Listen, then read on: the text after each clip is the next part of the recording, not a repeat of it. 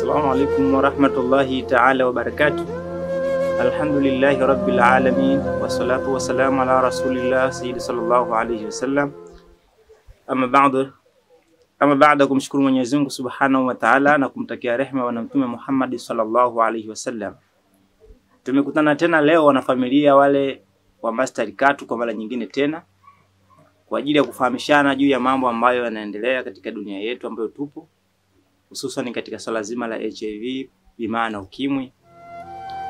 Ugonjwa huu katika hali ya kawaida unaonekana kwamba ni ugonjwa ambao wa kawaida sana watu wanaozoea, lakini ni ugonjwa ambao kwanza ni hatari na unasababisha hasara kubwa katika maisha yetu ya kawaida, kwa maana unasababisha madhara ya kuwakosa ndugu zetu na hata kupoteza nguvu kazi ya taifa letu pia.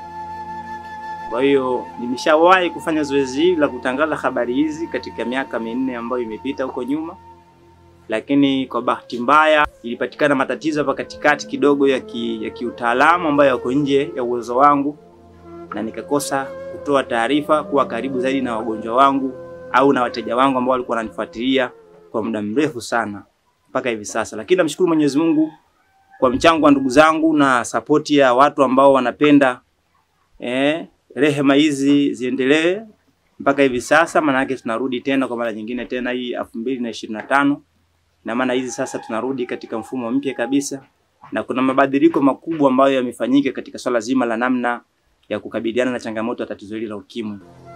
Na pia nitatoa taarifa ambazo tumezifikia mpaka hivi sasa kwa mafanikio kutokamana na yale ambayo tumeyafanya ndani ya huo muda wote zaidi ya miaka 10. Tumepata watu ambao tayari mpaka dakika hii wanaishi kwa furaha na amani, na hata hapa ninapozungumza niko safarini, maana yake kwa ajili ya kwenda kuonana na baadhi ya watu ambao tayari tushafanya nao kazi katika mazingira hayo.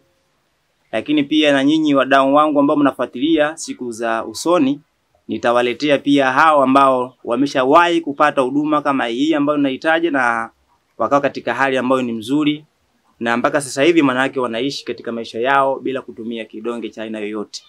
Kwa hiyo ni swala ambalo liko serious sana, na tunahitaji tu kwamba kama wewe utakuwa uko serious sana, basi endelea kuwa na sisi, maana yake endelea kutufuatilia taarifa zetu zote ambazo tutakuwa tunazirusha katika channel yetu hii, na endelea kufuatilia yale yote ambayo tutakuwa tunayafanya ili uweze kujipatia faida, kwa sababu tunajua tatizo hili ni tatizo ambalo la taifa au la dunia.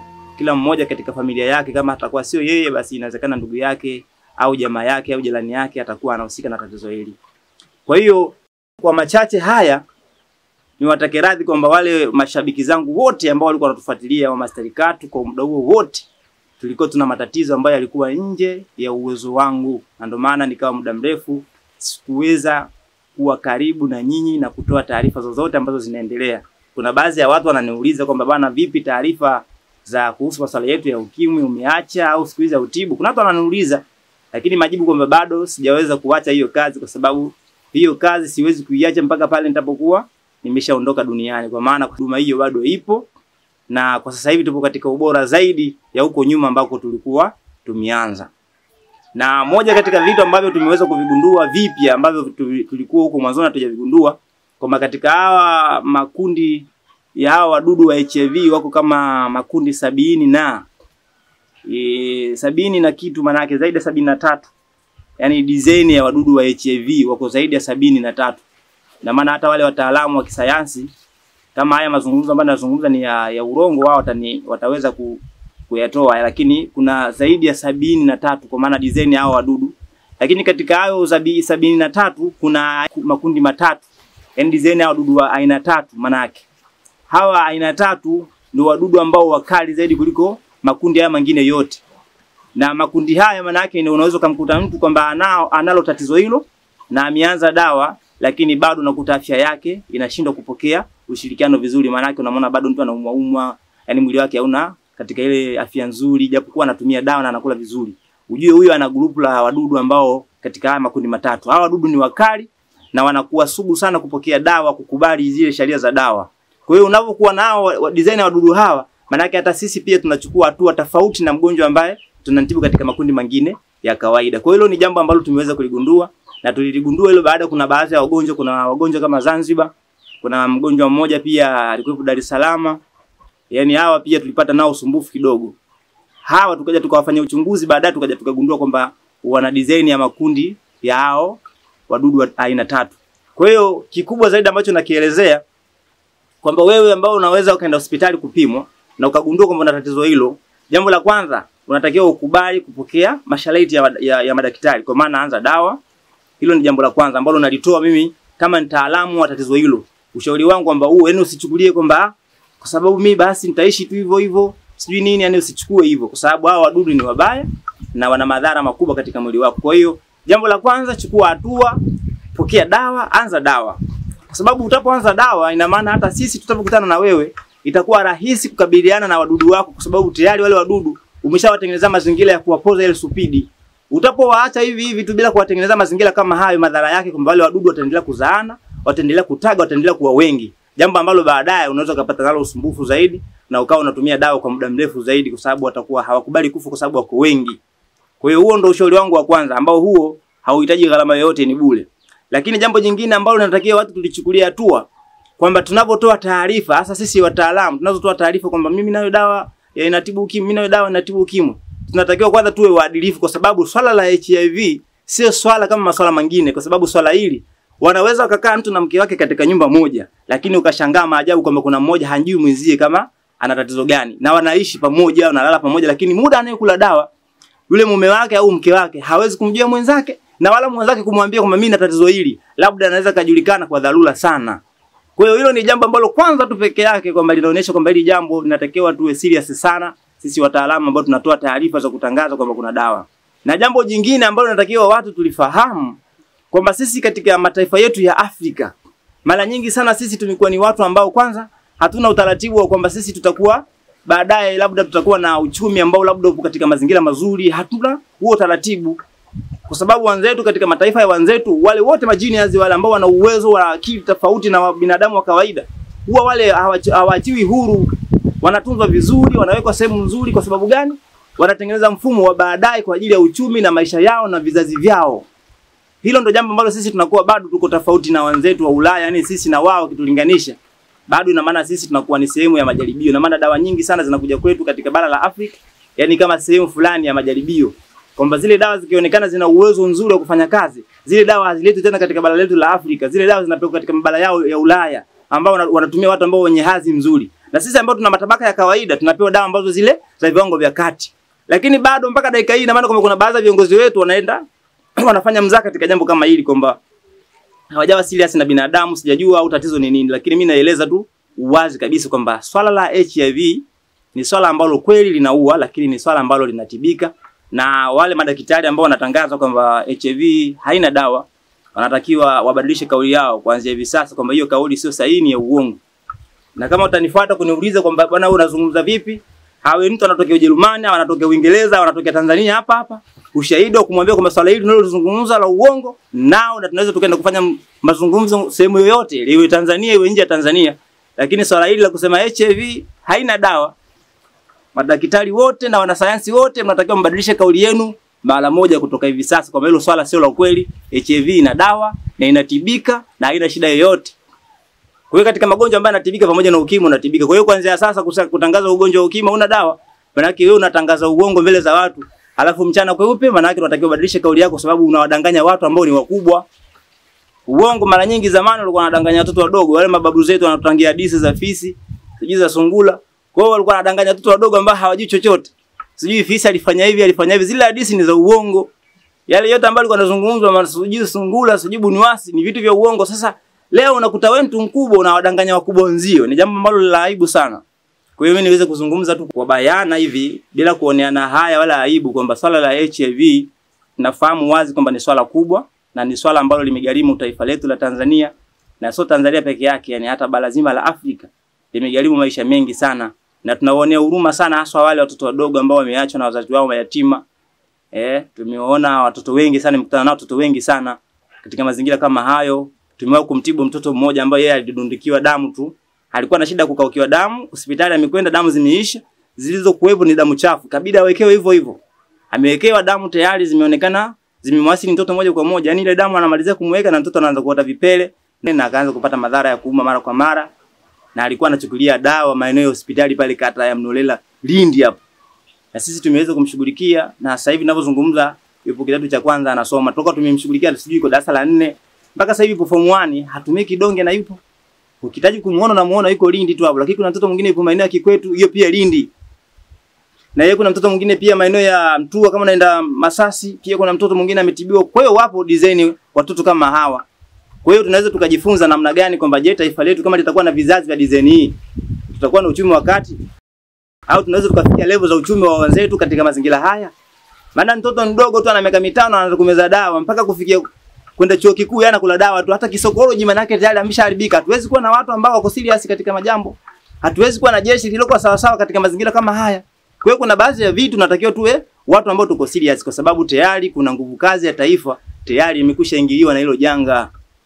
Lakini tunaweza tukazungumza kwamba kuna baadhi ya watu ambao hawana lengo zuri na haya mambo, wao ndo wanaweza kawa chanzo cha kusababisha kwamba huu ugonjwa uendelee kuota mabawa, kwa sababu kwanza wanautetea ugonjwa kwa kukaidi kusema haiwezekani. Yaani wewe mtu Mwafrika tu uweze kutibu wadudu wao na watu wazungu wameshindwa.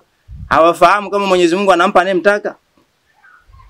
Mungu ametangaza kwenye kitabu kitakatifu, wallahu yarzuqu man yashau bighairi hisabu. Mungu anampa anayemtaka bila kuangalia kwamba huyu ana sura gani, ana mazingira gani. Mungu ndo alivyosema anampa anayemtaka. Sasa kama wewe utaki, unataka unavyotaka wewe, hauoni kama wewe unafanya vitu vya ovyo. Kwa hiyo kiufupi tu nizungumze kwamba wagonjwa ambao wanasumbuliwa na tatizo hili, mimi niweze kusema tu kwamba haya mazungumzo ambayo nimezungumza ni mazungumzo marefu sana, lakini inshallah kwa kuwa ndio tunaanza na tutaendelea kuzungumza na tutaendelea kuwaambia kwamba huu ugonjwa unatibika, na watu ambao wanatangaza ugonjwa huu hautibiki, basi kama nilivyoendelea kusema warekebishe kauli zao. Hizo kauli sio za kweli, wasema urongo wao, wanadanganya. Ukimwi ni ugonjwa kama magonjwa mengine, yanatibika. Mimi ushahidi ninao, nimekusha watibu watu wengi na watu wengi. Kwa hiyo siku za baadaye kuna baadhi ya watu ambao wako tayari kuja kutokea hapa, mtawaona tu. Na wala sio kwamba labda ni watu wa kuwatengeneza, kwa sababu kuna watu wanatengeneza mashahidi kwa ajili ya kupata chochote. Mimi sina shida ya kufanya hivyo, kwa sababu nina uwezo kufanya vitu vingine tofauti na huo ugonjwa na nikapata maisha pia yakaweza kwenda. Moja katika vitu vingine ambavyo unaweza kuvifanya kama kuna watu wana tatizo la kifafa, maana hili ni tatizo ambalo linaonekana watu wanadhalilika sana. Mtu mwenye kifafa afadhali hata mtu mwenye ukimwi, kwa sababu mtu mwenye ukimwi si ndio ana ukimwi tu alafu basi ina maana akinywa dawa maisha yanatulia. Lakini mtu mwenye kifafa hata kwenye jamii ya watu tu akikaa anajulikana kwamba huyu mtu ana kifafa, maana yake hawezi kujificha mtu mwenye kifafa kutokana na mazingira ya ule ugonjwa namna anavyokuwa. Hata kama amekaa mahali penye heshima, ana wakwe zake, sijui ana mke wake, ule ugonjwa kitokea anaanguka tu hapo hapo. Kwa hiyo ni ugonjwa ambao kwamba kama Mungu amekujalia hata kama una pesa, basi hata mke wako anaweza kukukimbia kwa sababu ya tatizo hilo. Afadhali mtu mwenye HIV anajua tu akimeza dawa dudu amelala, maisha mengine yanaendelea, hamna shida, lakini sio tatizo hilo. Kwa hiyo tatizo hili mimi nalitibu, tena hili tunalitibu huku tunakunywa kahawa tu. Hamna shida yoyote. Yaani kwa hiyo ukiwa na ugonjwa wa tatizo la kifafa, wala usipate nalo shida kwamba bana sijui itakuwaje. Kifafa ni ugonjwa wa kawaida sana. Pia kuna ugonjwa mwingine, si ugonjwa ambao uko hatari zaidi, naweza nikaupa nafasi ya kwanza, ni ugonjwa wa kisukari pamoja na kansa. Lakini haya pia yote yanatibika. Wala hayana shida yoyote, yanatibika tena kwa gharama za kawaida tu. Wala sio kwamba labda unatakiwa labda utoe mamilioni, sijui malaki 500 huko, sijui mangapi. Hamna, unatibiwa kwa gharama za kawaida na maisha mengine yanaendelea. Lakini pia kuna magonjwa mengine ambayo sio katika mfumo wa kisayansi. Yale magonjwa ambayo ni ya kichawi, tunazungumzia magonjwa ya sihiri. Yanatajwa yale magonjwa ya siri, magonjwa ya kichawi, maana unaweza kaenda hospitali, hata ukaenda Muhimbili, hospitali kubwa kabisa, ukapimwa na daktari asione homa yako. Ukishaona dalili hizo, umeenda hospitali na umepimwa na haionyeshi homa, jua wazi kwamba kuna shida ipo hapo. Kama umeshaenda kwa wataalamu ambao ni wasomi, wamesoma vizuri na wana vyombo vizuri na wamekupima vizuri, lakini bado tatizo halionekani, basi jua wazi ndugu yangu, kuna watu wanakuja kwenye njia ambazo sio za kibinadamu, wanakufanyia mambo yasiyokuwa mazuri. Kwa hiyo tatizo hilo pia tunalitibu tena kwa gharama nafuu sana, tena na chapo tu kwa haraka, sio tatizo la kuonekana labda ulielie sana. Lakini jambo jingine, kuna mifumo ya kimaisha. Tunaona watu wengi sasa hivi wanahangaika kununua pete. Tunaona watu wanahangaika wanaenda sijui wapi, kwenda kuombewa, sijui tunaenda wanahangaika wanaenda kufanya hivi. Hii ni mifumo tu ambayo, kwa sababu watu wengi tunavolala, kwanza huwa watu wengi hawajasoma dini zao, hawajui hata zile dua za kulalia, namna ya kujikinga anapolala. Zile dua watu wengi hawazifuatilii na hawazijui. Bimaana kama hazijui na maana mtu analala tu kama mazingira kawaida. Lakini wakati tu anavolala anashindwa kujua kwamba kuna watu muda huo wanakuwa na shughuli zao za kuja kuzifanya wakati yeye amelala. Kwa hiyo wale watu ambao wanakuja kuzifanya hizo shughuli, maana yake inakuwa ni rahisi mno wewe kupata madhara, kwa sababu wewe unakuwa umelala, na wale watu wanakuja kwa ubaya, hawaji kwa jambo zuri, wanakuja kwa shari. Kwa hiyo pia unaweza kukuta unafanya kazi zako nyingi, lakini maisha hayasogei, changamoto hazipotei nyumbani kwako, matatizo ni mengi. Basi pia mitambo ipo ambayo tuna uwezo wa kukagua tatizo hilo, na tukaona wazi kwamba kama kuna watu ambao wanasumbua hivyo, tukaona moja kwa moja live kwenye kupitia hiyo mitambo ambayo ni ya kisasa na nimetengeneza, na baadaye nitaizindua, na maana kwamba hata wale waganga ambao wanafanya kazi labda wako mbali, wanapenda kufanya kazi za uganga, lakini katika uwezo wa kupiga na nilie kisilei, yani kuweza kutambua tatizo likoje, labda hawajui vizuri. Hivyo vifaa baadaye tutakuja kuvitoa kwa ajili ya kuwauzia, na maana mtu atakayekuwa anahitaji mitambo hiyo atakuwa ananunua kwa ajili ya kufanya shughuli zake, na atapewa maelekezo, atatumia kama vifaa vingine. Hizo ni teknolojia ambazo tumezitoa za kisasa kabisa, ambazo hazina shida yoyote, na ni gharama nafuu kucheki, yani ni gharama nafuu tu, na ni muda mfupi tu inakupa majibu kwa kuona kama una shida gani. Kwa hiyo kuna vitu vingi ambavyo niko navyo ambavyo naweza nikavifanya bila kutibu hata huo ugonjwa wenyewe wa ukimwi, na nikapata tu maisha. Kwa hiyo sitangazi kwamba tatizo hili kwamba labda nina shida, labda natafuta hela, labda au nina shida kwamba mimi nipate pesa niwe tajiri. Lengo letu ni kutoa msaada kwa ndugu zetu ambao wamefikiwa na janga kama hili la HIV, na ndo makusudio, na ndo maana nikataja baadhi ya hivyo vitu ambavyo unaweza kuvifanya. Ukiachilia mbali swala la ukimwi, niko vizuri sana kwenye maeneo mengine yote, na uwezo kufanya kitu chochote kabisa katika matibabu, tena kwa muda mfupi bila shida yoyote. Bila wadudu hao na waweza na hawanifanyi chochote. Kwa hiyo rafiki yangu ukiwa nao usiwafiche fiche, wewe walete tu hapa tunawashughulikia. Kwa hiyo inshallah Mwenyezi Mungu akijalia kheri. Namba za simu zipo hapo, na maana Bimano kwa ajili ya mawasiliano kwenye namba hiyo ya WhatsApp. Akiwa mtu nje ya nchi ya Tanzania au ndani ya Tanzania, tunaweza tukawasiliana, na popote pale huduma tutajua namna gani inakufikia. Kwa hiyo inshallah kwa haya machache niseme tu Mwenyezi Mungu awafikishe wote ambao watakuwa wamepata nafasi kuangalia video hii. Mwenyezi Mungu awafungulie maisha yao, awajalie wale ambao ni wagonjwa, Mwenyezi Mungu awajalie imani katika mioyo yao, na awaondoshie shida katika maradhi yao, na wale ambao maisha yao pia ni magumu, Mwenyezi Mungu awatengenezee maisha yao yawe maisha mepesi, awaondoshie giza na vifungo ambavyo vimefungo vya kichawi vya kishirikina. Mwenyezi Mungu tunakuomba kwa utukufu wako aondoshie giza watu wote ambao watapata nafasi ya kuangalia video hii na wakaangalia, basi inshallah Mwenyezi Mungu awatengenezee maisha yao kwa rehema zako Mwenyezi Mungu. Wa hadha, assalamu alaikum wa rahmatullahi ta'ala wa barakatuh.